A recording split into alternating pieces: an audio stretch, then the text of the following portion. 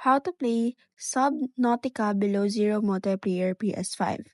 First, what we need to do is to search first if we can play Subnautica Below Zero in multiplayer in PS5. And as you can see, no, you cannot play Subnautica Below Zero in multiplayer on PS5 because it is strictly a single player game on all console platforms. So even if you have PC or PS4, this does not allow you to actually have a multiplayer.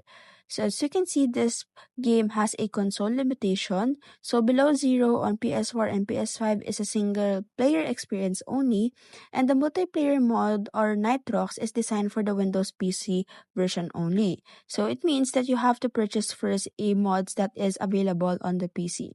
For future games, the next installment in the series Subnautica 2 has been announced to include optional 4-player. So if you wanted to have a multiplayer, then you have to wait for the Subnautica 2 or the version 2 so that you can enjoy it with other players on the device that you have, either PS4 or PS5.